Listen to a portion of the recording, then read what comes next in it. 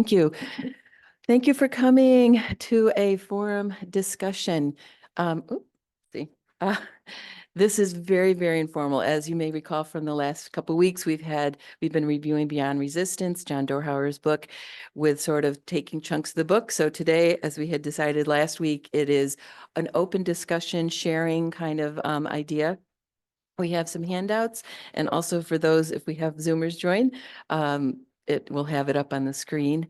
But beyond today, we'll go back to some chunks of the book as well as lots of discussion like we've had before. Next week, it'll be myself and then Leah the following week. So what I thought we might do, and Carolyn and anybody, Carolyn especially, jump in anytime on any of this tech stuff and where we stand. Can you hear me okay? Okay, is it blurry or fuzzy? No, okay, good. So what I thought we would start with a quick review of what you have in your hand.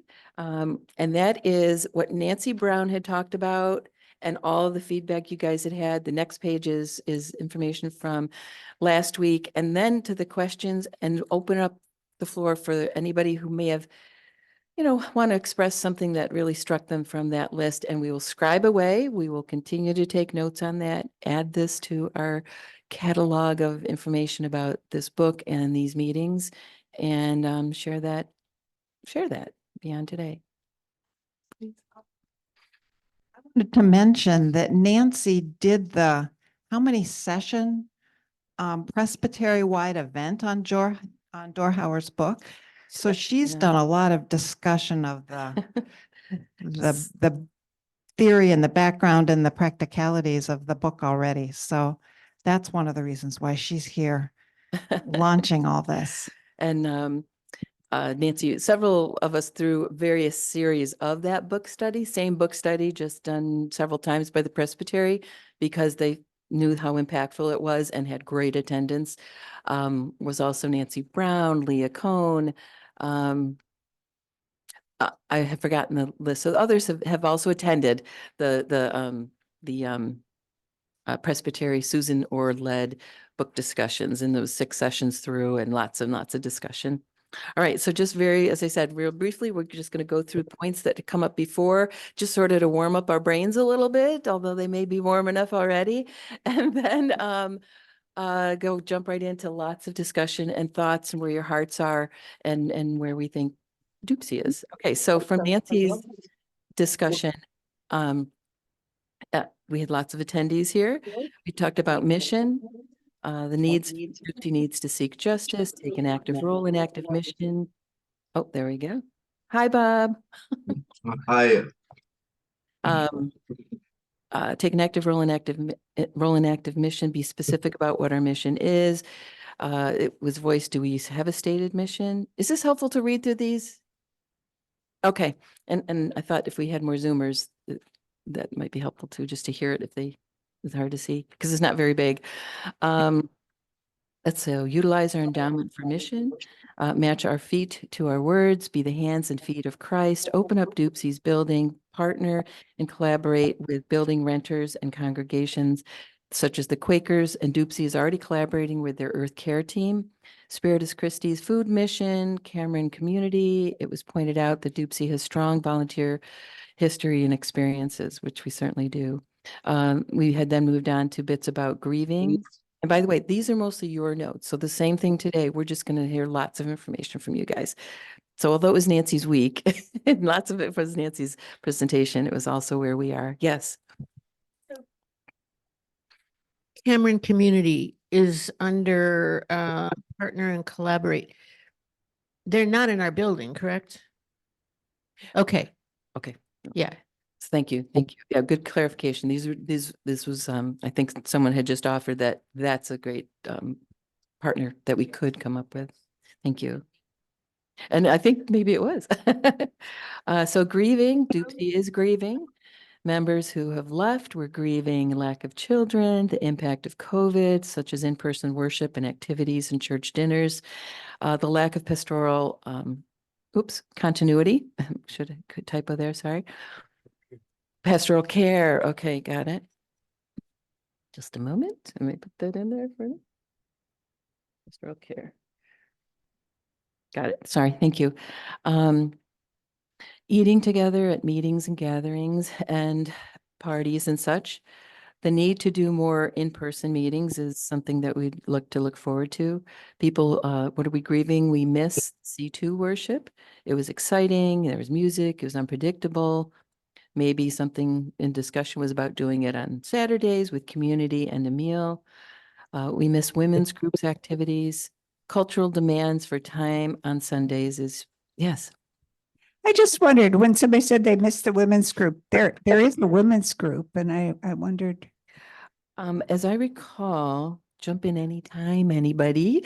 It was a group that Sally Allison had mentioned was different than Sophia's group, that it was very social related.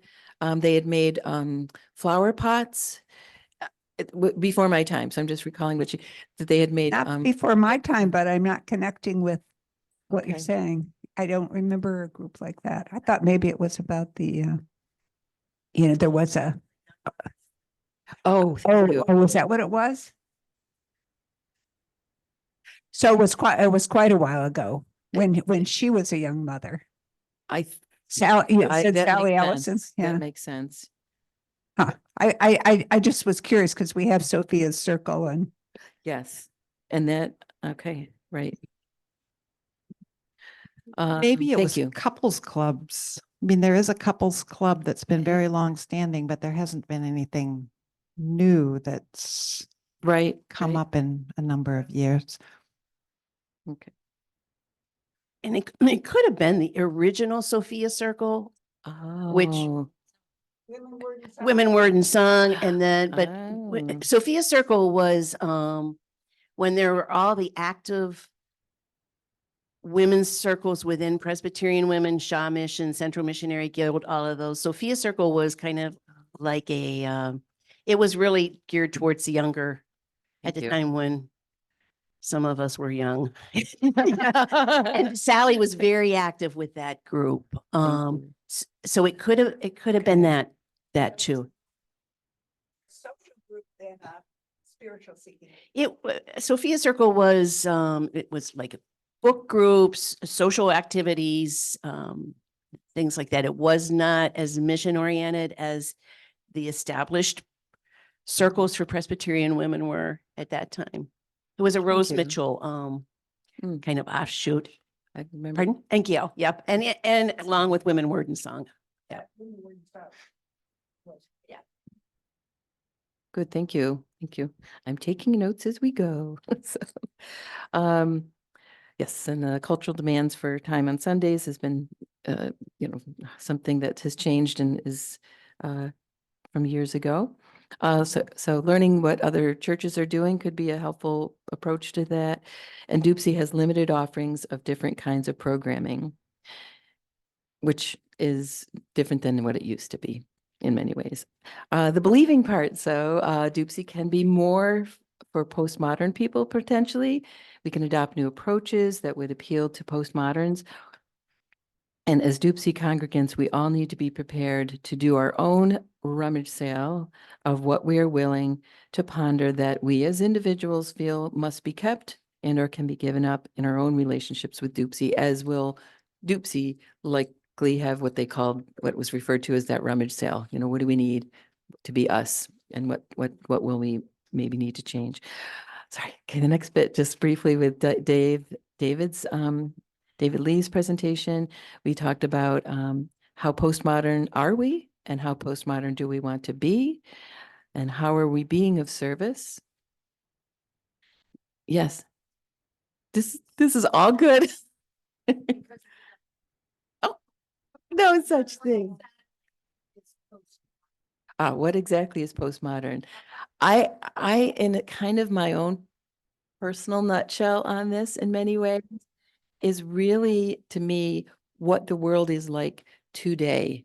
And the modern part, I know it's decades. It's really intended to be, decades of time when the modern church was created and such. But to me, even when I was a child, younger, was more the modern era. you went to church every Sunday, you were singing in the choir, you went to choir practice on Wednesday nights. It's in relation to the church, I mean, culturally modern and postmodern, which is what the book is relating to. Nancy, that's the pro. She's the pro. No, and I think you believed everything they told you and you assumed everybody believed the same thing. Yes. Yes, The modern church. thank you. The postmodern church is more of a universal understanding that not everybody has the same point of view you do. Shocking.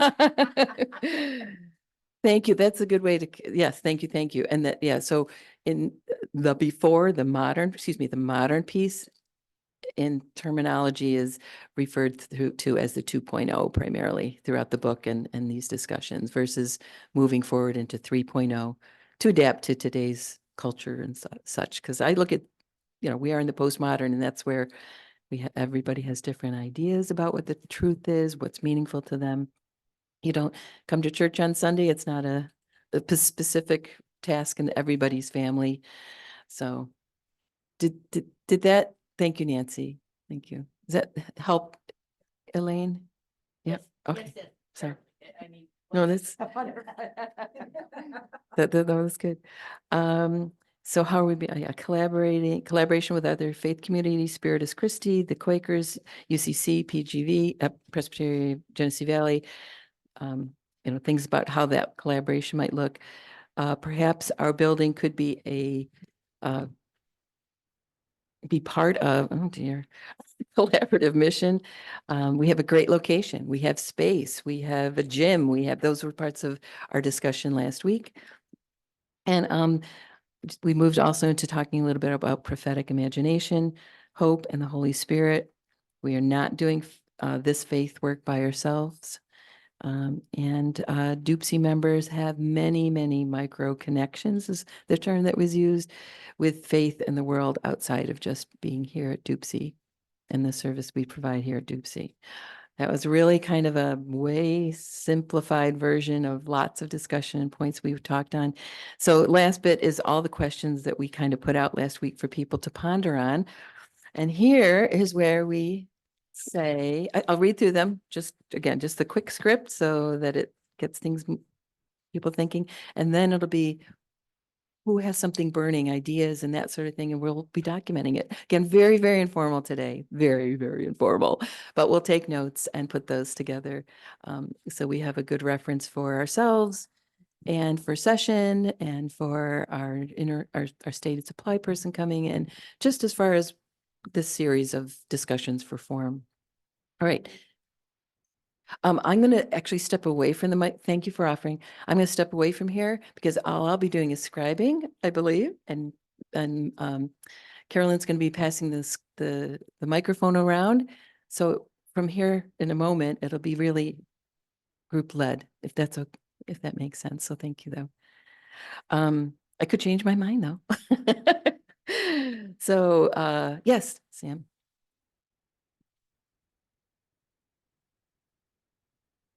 I just wanted to suggest, and I think it was something I may have mentioned in an earlier session, and it's come up with other people also, that we do have a history of being concerned about justice issues. And if we thought our major mission could relate to justice, we have a little brainstorming here. I'm not on the justice team, but I mean, those that are there things that we're doing that could be all inclusive other than, signing petitions or letters or sending letters and so on for certain causes? Are there other things that relate to justice that church member could be a part of, or that is out there that we might be able to participate in? If it's not there now, can they see of what that might be 5 years from now or 10 years from now? I'm just going to start scribing now. and Sometimes if I you think need it's go good back to session. start to brainstorm ideas that describe an endpoint, and then we can figure out if there's lots of interest in that endpoint, we can figure out how to get there. But it's just a suggestion, but I think the issue of justice. I have a thought about 1 and 2 together for that. And I'm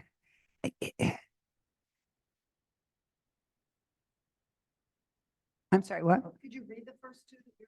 You want me to read the questions? Could you easily articulate the mission of our congregation, and could our church buildings serve our mission? And what would that look like? I would love to see us find a way for our building to do exactly that. And one of the ways that that might happen might be if we could find a way to use it to bring in children, maybe adults who live in the city for something, whether it's food or to use our gym or whatever. But I'd love to see a way of putting that and doing justice in that way.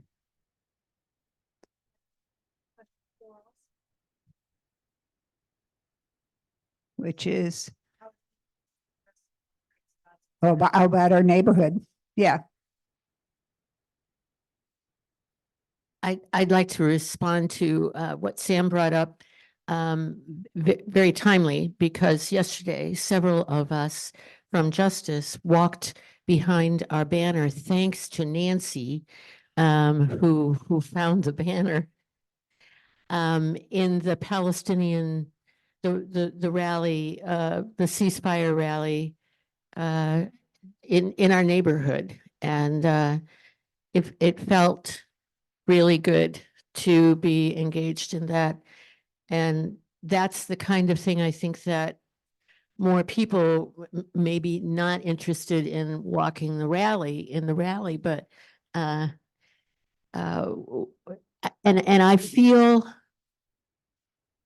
some guilt, honestly, that I have not done more to promote actions such as that in this church, particularly at this time when Palestinians are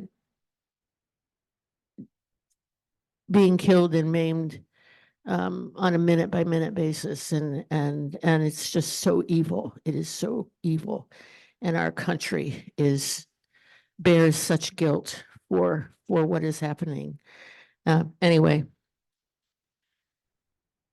Yeah, so it felt good to do what we did yesterday, at least. That's okay. Olive oil. Oh, I mean, really. Yeah. Carol, you put in a plug for them. There's a plug-in for olive oil. I'm almost out. Well, one real good has a good supply. Okay. I've been thinking about this for a long time, and I finally put my thoughts down on paper, and I'm going to read it to you so that I don't get sidetracked. And I'm getting old and words don't always come to me. So I've got it all right here. So it takes me again about 2 minutes to go through this. I did attend the Sunday forum with Susan Orr a few weeks ago. I asked what happens to the endowments of churches that close. She said that the remaining congregants could decide what to do with the remaining funds. I did not read Beyond Resistance. I did listen to the last 2 Sunday forums on tape. I do believe we should focus on mission. I do not believe we should focus on membership. This will come if we have the right mission focus. Financing will play a major role in a plan such as the plan I have in mind. As an aside, I joined the finance team a few months ago, and I can just hear right now an audible, uh-oh. So what could our church do? I see our mission as creating a community center in the Institute building for our surrounding population right here in the city. To make this a viable reality, we need to modernize, Celebration Hall and the back dining room. We need to have the kitchen professionally cleaned. The leaks need to be fixed. We have waited on this for years and the price just keeps going up and the damage mounting. Air conditioning for this area is a large expense, but should absolutely be considered. Think of the possibilities for renting this space in the summer. The carpeting needs to be removed and a more practical flooring installed. Minor things such as painting should also be done. The space could be a magnet for all kinds of community activities if marketed well. During the summer, I see this space as a satellite serving in a similar capacity as the city rec centers. I see it as a satellite for teen empowerment working with younger kids. Do you know the cost of a family membership in a city rec center? Do you know? I didn't know, and I could not believe the cost. We would not charge the students being served here. We could partner with the city and city school district for instructors, buses, and drivers. As a start, I see using the gym for basketball, again with a couple of coaches paid by the city, while the work on Celebration Hall is completed. I brought a prop. Don and we did an inventory of all the sterling silver and silver plate in the building, and we are going to we're going to find out, well, through Jim Vesper, who knows somebody at Catone Auctions, we're going to find an auction price for all of the silver. And of course, we bring it to session first, but we also are going to see the price of silver has gone in 1985 when one silver tea set was appraised. I took the sterling silver creamer and they told me that back then in 1985, it's written down on an appraisal, it was worth it was appraised at $1,000. Now the price of silver is not $6 anymore. It is $20 an ounce. Okay. Silver plate and sterling. We have a lot of, yeah. And we have a lot of sterling silver. Yeah. Okay. So that was my prop. Yeah. We found that it's not sterling silver. Oh, but you should know that it's from Brick Church and the first engraving on it is from 1919 and goes through 1933. Okay, I continue. We could offer computer classes, mental health programs for kids, computer game days, walking field trips to City Hall, County Office Building, Parcel 5. We can come up with a myriad of ideas, but first, Celebration Hall needs to be transformed. You've probably all heard the sentence, we'll run out of people before we will run out of money. I do believe that, but I also believe we can do better if we innovate and renovate. I believe we need to take a risk, a chance. Maybe we will fail and end up contemplating who should receive the remaining endowment funds. But you've probably all heard these words too. If we build it, they will come. Mission accomplished. And then I want to tell you one more little story. When I was a kid, maybe 8 years old, my mom and another lady and I went to the public market in downtown Detroit. And there was a pile of like garbage, the outer leaves of cabbages, fruit that was blemished and rotting. And there was an old Black woman in the middle of it, and she was picking through it. And I said, Mommy, what is that lady doing? And my mother said, or something like this, we need to keep walking. Well, this church doesn't need to keep walking. We need to do something.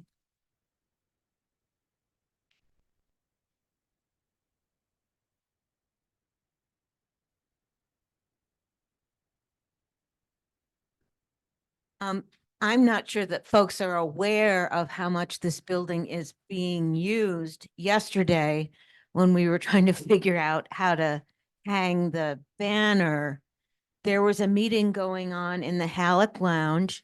It was various races, various ethnicities, and a bunch of kids, because they kept running over the banner that I was trying to hook things onto.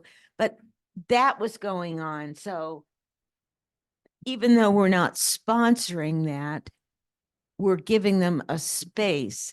And I don't think we're aware enough of some of the things that are already happening here.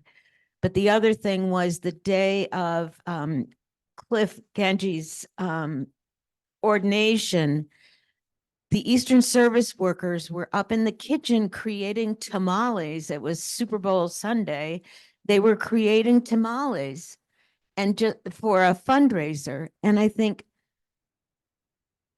we don't seem to be aware of that sort of thing that's going on. And I think we need to be able to invite more people to use this space. And I think we need to shine a light on what's happening in this building, because I had no idea that group was coming. I know about the Quakers on Sunday morning. I don't know who those people were. I didn't know Eastern Service workers were there. So I think we need to find out who are, and not necessarily just tenants, who are the people that are having meetings here?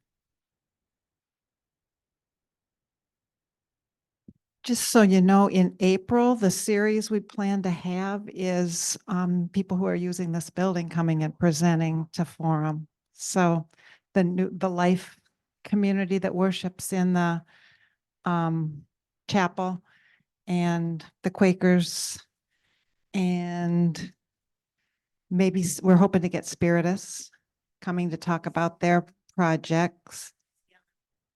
So I've been in contact, no, that I have the contact information for both UCLM, which, well, and Life. So I have those people to call, but I need some direction as to what I'm offering them. And as soon as I receive that, I'll make those calls and report back. And I'm going to jump in here for a minute. Sorry, I did not get to the chat. Thank you, Marie. Yes, I did stop sharing, screen sharing.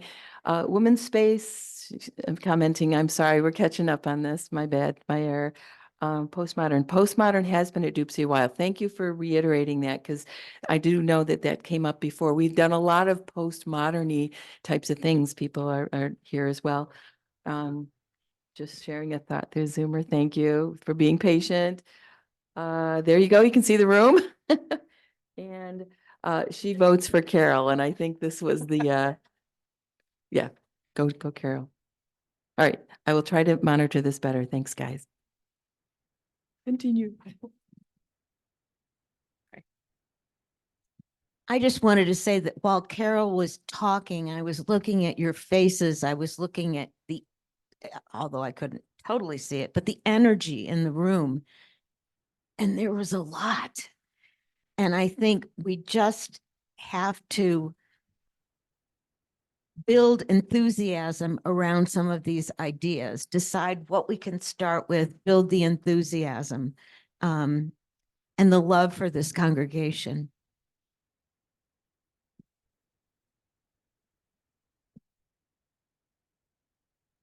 I was in the learning community classes yesterday, and one thing I realized is that there are many acts of faith going through the city and in this building. And they're all, sometimes they're small groups, sometimes they're large groups that are in each group. And they usually are centered around what at the heart of those people who are involved. So they have a passion for it. So I'm thinking, why couldn't the whole building just be part of the mission? That's part of our offering. Okay, and Carol's got the solutions of how to fill it up. But I think we also need to count the building as a mission project too.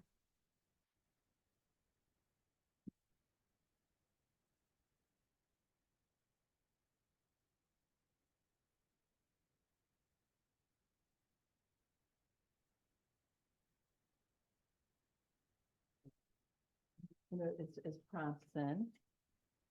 Oh, sorry. Yeah. As prompts then, will it help if I just read through the questions and just see if anything comes forth from them specifically, or add-ons? Oh, thank you. So Marie says I talked with Connie in Hindero about having an art exhibit here. And I remember Phil Contestable offered to have a concert here as a fundraiser with Alan. I think she volunteered Alan. He wasn't here at the time.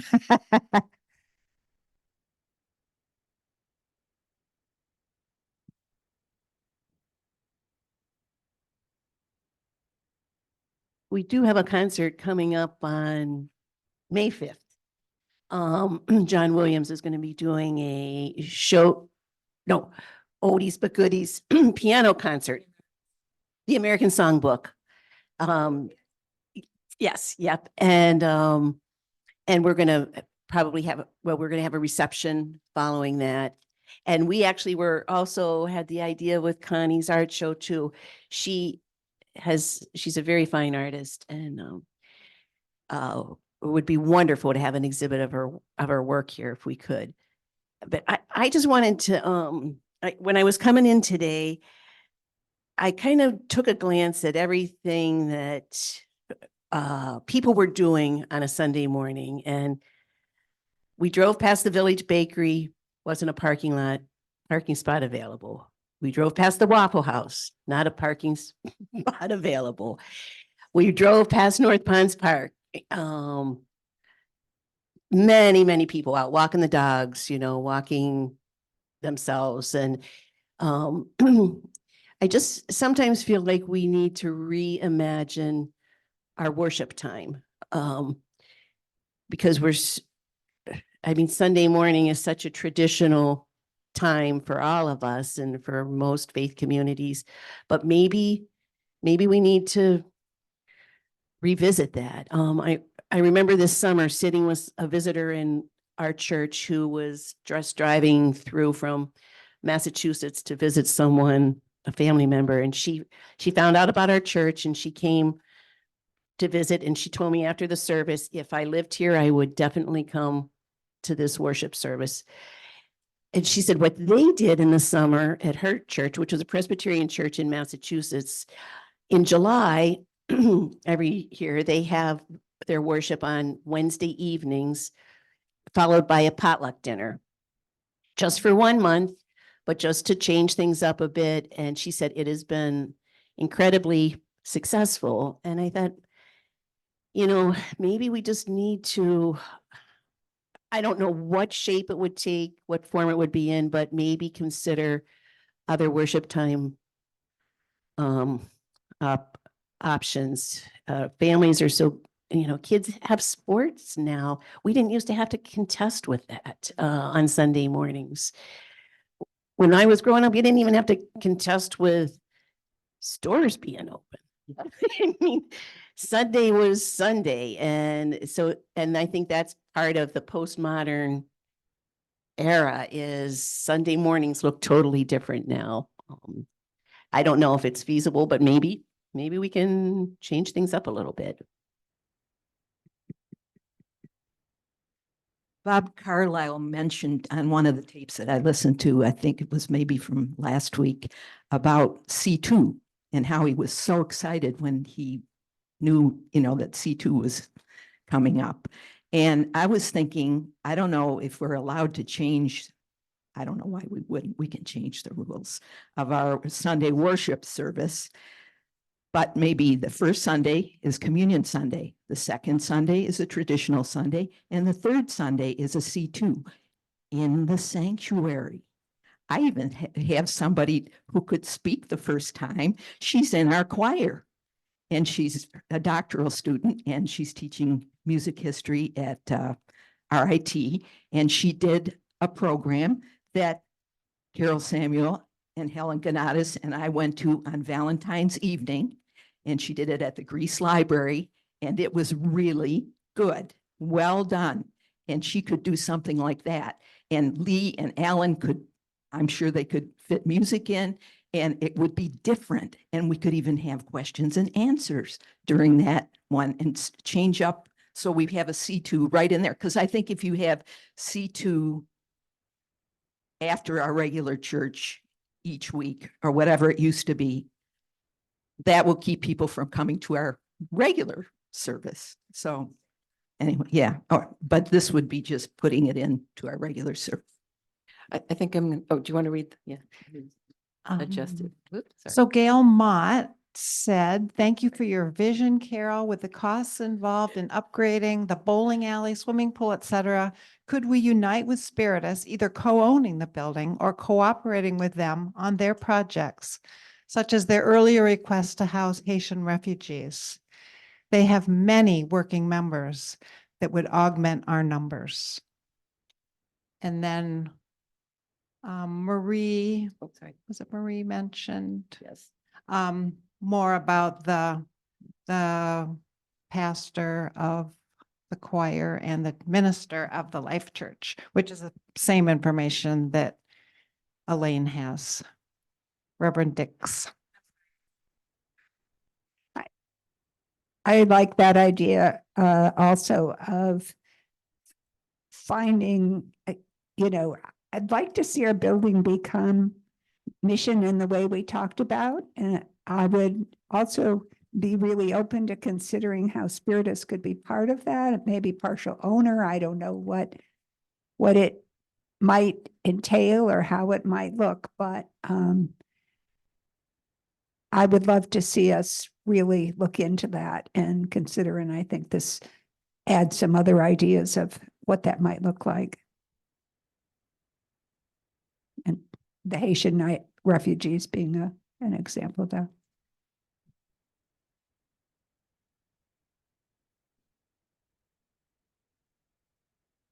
So, hard question. It is on the list, but could our congregation walk away from this building and thrive? You don't have to respond, but if that brings something to someone's heart to share.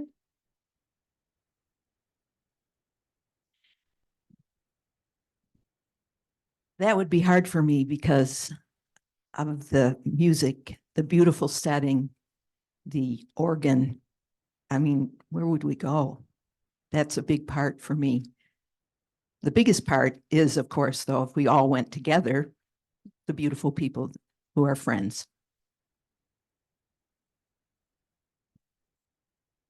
I've been reading this book that's called The Grieving Brain, I think is the name of it. And it talks about how our relationship to the world and to the people in it is, gets wired in our brains. And I think this building has that kind of wiring for many of us, that picturing ourselves being somewhere else would be a huge adjustment, bigger than we might even be able to imagine. It does all happen in your brain. It's not just about how you feel about it. In other words, it's that we're really oriented to this reality. That's very valuable. I think, these are some of the discussions that the book brought up with Susan Orr, and the key piece here, I think in many ways, in my opinion, my humble opinion, is that that's kind of one of our first decision makers right there. Building, no building, how do people feel about that? And then what do we do with the building if we know we can't leave it? We know that's not going to fill our hearts. It wouldn't fill my heart either. Even when I was looking for churches after East Rochester closed, there are so many things just about this building that were attractive to me. And I've only been here a few years, much less all the history you all have. But if that's the decision that the majority, or when session gets together and begins deciding, helping to make decisions and plans, then if we're keeping it, then we better use it and use it to its absolute most and our absolute most. Well, I don't think we would be doing our job of stewardship of our resources if we gave the building away. So, I mean, I think if we sold the building, that's another thing, but I'm not sure. And we know with Spiritus, although they would love to own the building, I don't think they have the resources to buy the building. And we don't really know what the building is worth. We know certain things in the building, their value. When we had that assessment of the stained glass windows, it was close to $1 million in stained glass. And I personally thought the idea and proposed it, just throwed it out to the finance team that maybe we should sell the Angel windows and get replacements that would take their place and get the value of those, perhaps, and supplement our endowment, which could be more devoted toward mission, because we're often, I think our own members are critical that we don't spend more of our budget doesn't go directly toward mission. But if we build up our endowment through sources like, selling our silver and silver plate, and perhaps selling one of our, the 3 stained glass windows in the Angels, and get something that replace it, maybe a photograph of it, and have it up there. And I don't know what that might be worth, but we would, whatever proceeds we got from that, added to our endowment, and we could say that that amount is dedicated toward mission work.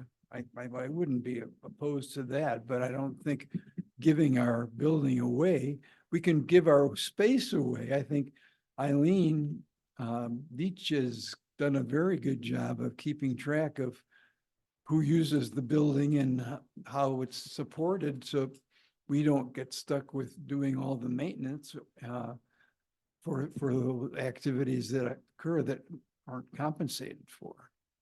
No, I'm rambling. Couple things from the chat.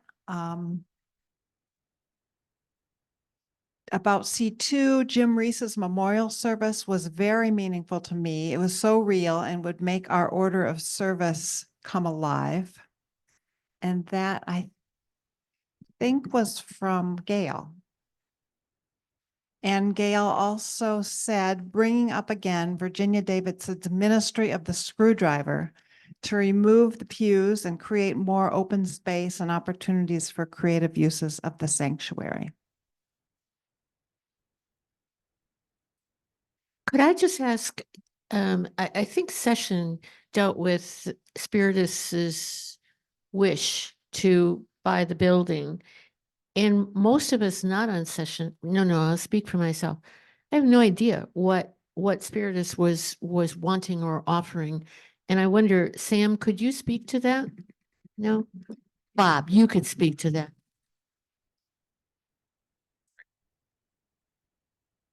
There, if I recall correctly, there was never a formal offer to purchase the building on their part. They sat down, this was a couple of years ago, and explored it with us.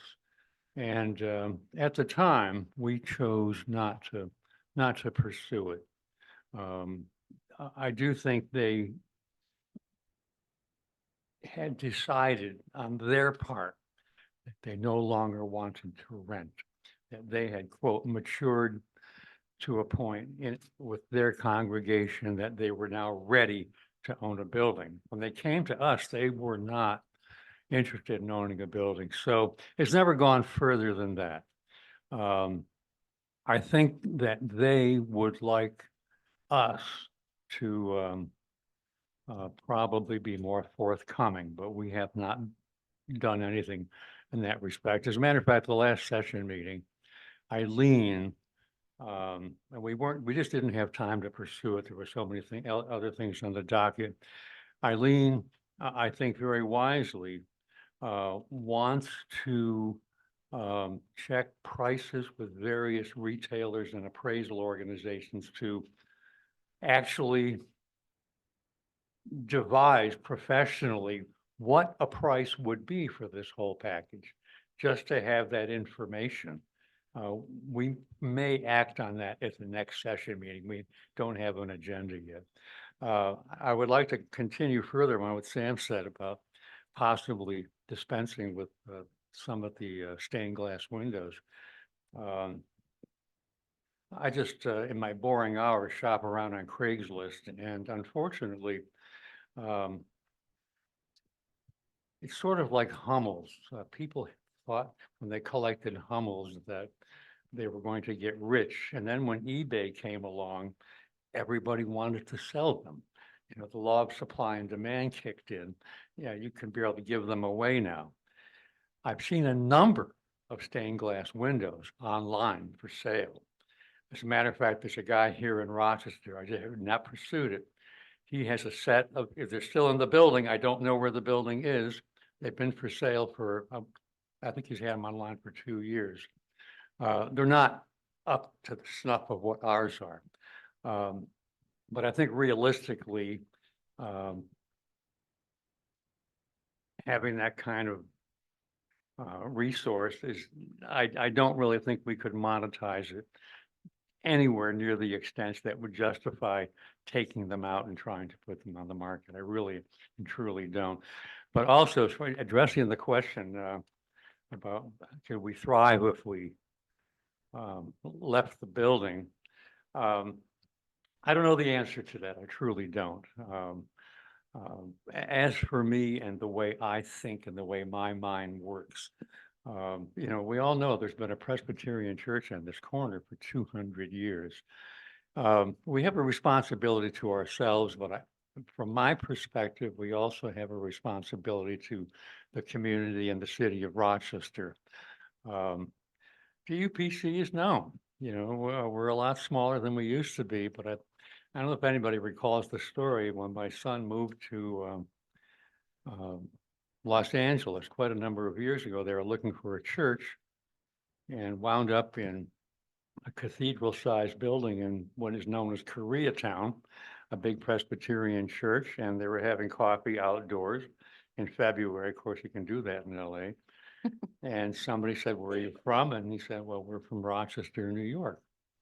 And immediately 2 people stepped forward and said, "Have you ever heard of DUPC?" Literally on the other coast. And it turns out that people there, a couple people that actually traveled with Jane Spar and Virginia Davidson, they knew us well. So the arithmetic tells us that we have to either change and do something dramatically different or accept the fact that eventually we're not going to be able to have the building. But right now, I probably more emotionally than intellectually would desperately like to stay in this building.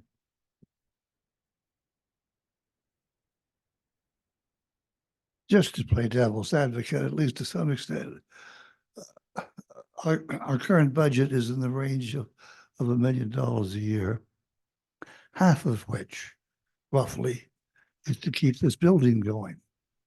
So I had proposed to session, give the building to Spiritus, and that would save half of our budget. Let them assume the maintenance costs.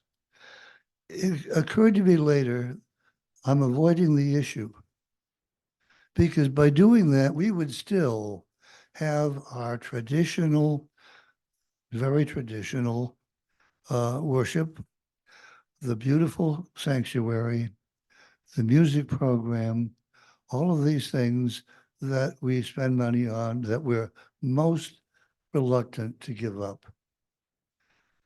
That's the crux of the issue.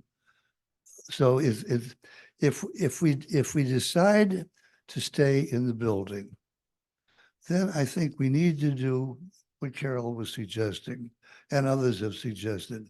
Make the building the mission. When we merged, the phrase was adopted that the building could be an instrument of mission. It hasn't been really. I mean, to some extent it has, but it has been, as pointed out, really it has been, or it is now, and we don't know it. So to the first question, can we articulate what the mission of this church is? I can't. But, I but can't. could we say, yes, the use of this building in a variety of ways? That something that at least you can articulate, and how it might play out is something else. But there's a real reluctance to leave this place. Okay, fine. Then let's use this place as mission. Because reading this book throughout, the question of mission, can you articulate the mission? What is the mission? You know, if we're successful, who benefits? I think that's a question that came up. You know, that right now, the expenditures that we're making, who benefits? Us. It provides us a comfortable, traditional, and lovely worship service every Sunday. That's what we're spending our money on. And, you know, that's one way of defining how we have defined mission.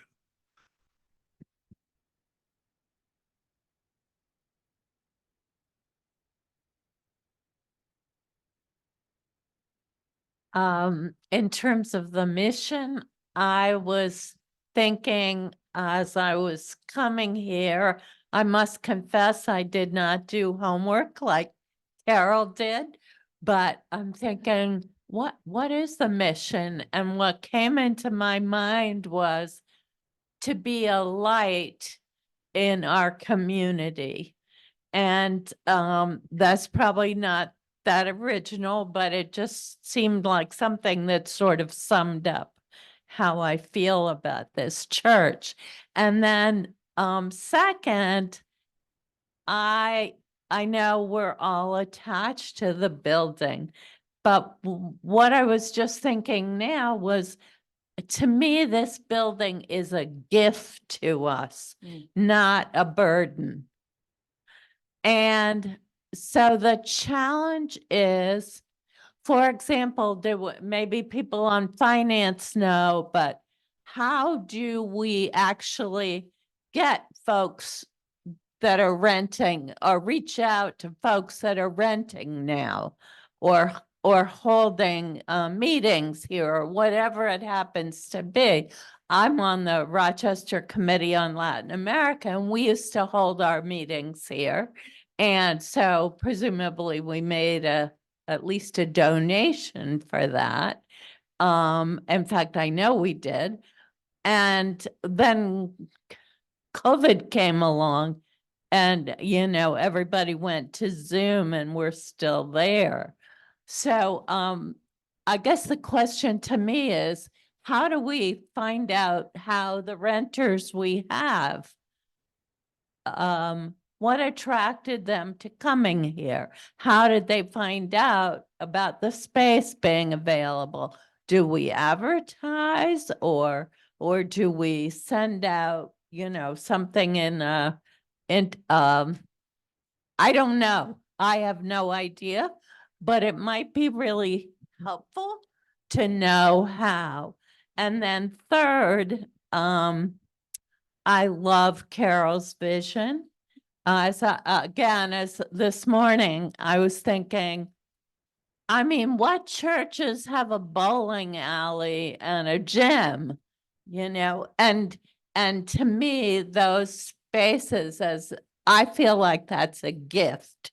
And it's something that we could all put our imaginations to, is how to make that available to community groups, or teen groups, or school groups, or any number of different people who might want to use it. So anyway, that's all. Couple comments from Marie and Peg. Marketing who we are and what we do is important. Yes. Gail says, might there be funding available for the work of making the Institute building a community center? And Marie and Peg, on our website, it's a very good mission statement. Just a second.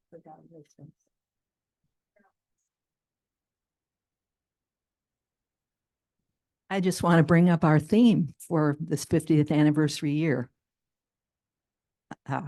Forward from 50, lighting the way.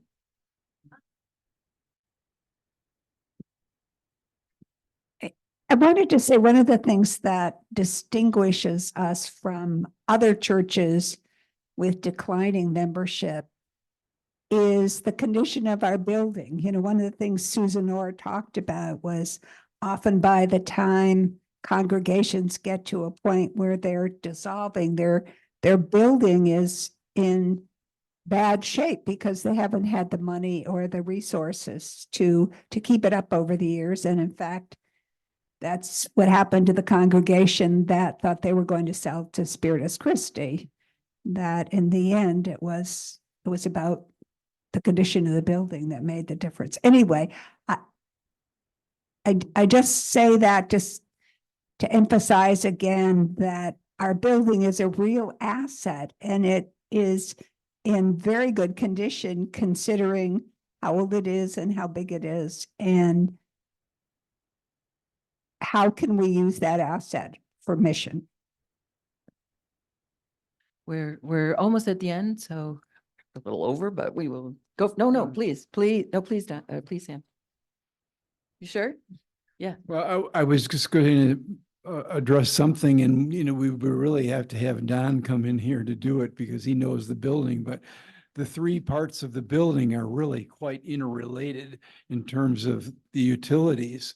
So you can't just sort of cut off the Institute building and consider it separate because it's tied in with the heating system that is actually underneath the sanctuary. And anyway, I don't remember all the details, but he's looked into the interconnectedness of the three buildings, really.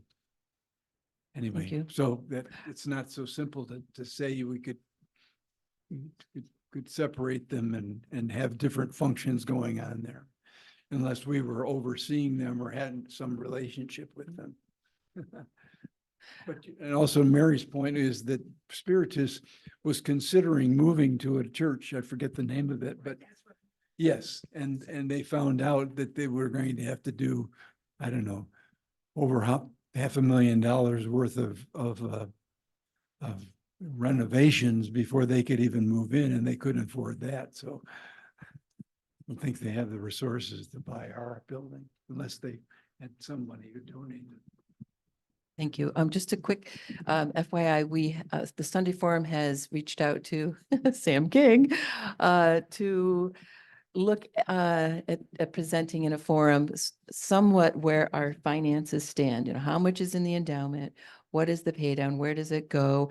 What are some of the other things, just briefly, that we would want to know about our budget? I mean, we all have our own home budgets and we know, okay, this paycheck comes in or this gets dispersed, and how does that all go? Can I go on that vacation? You know, those sorts of things. Are there any kinds of questions? And think about it today if you have any. I'll write right now, but as we go over the next two forum bits as well, so that we can help guide Sam with a little bit of what we are interested in as far as where we stand and what we might do and what we're willing to consider doing. Any immediate thoughts on what you'd like to hear from that side of it? Okay. A little bit about next week.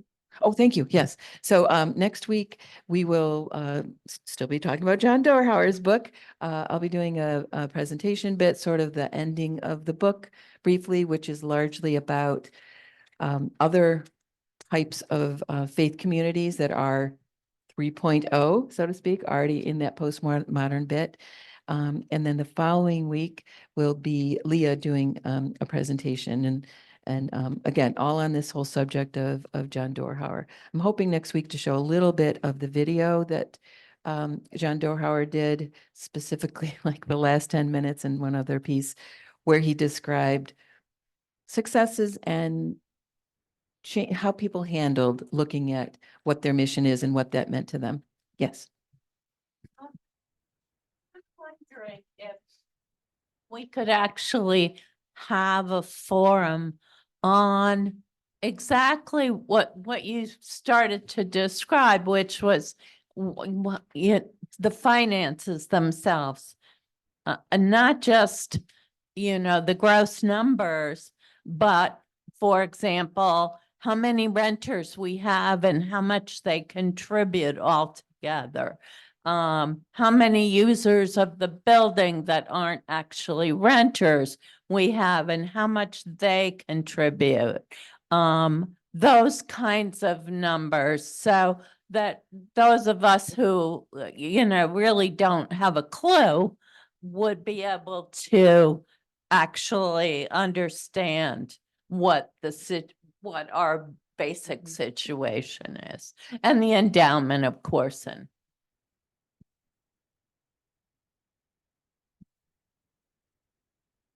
Thank you so much, Nancy. You really pulled This was together. so wonderful, guys. Thank you. And please come back next week.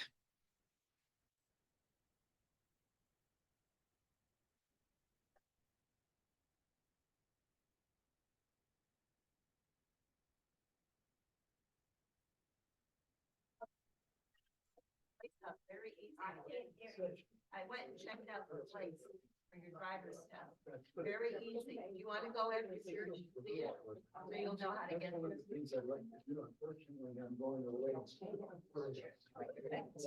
No, this isn't right away. I know, we all have the same problem. So you're going to meet me. Yeah. So you want to meet me, you'll follow me there. The directions are very good, right on, left on, and I found the place. Okay, all right, so you're welcome.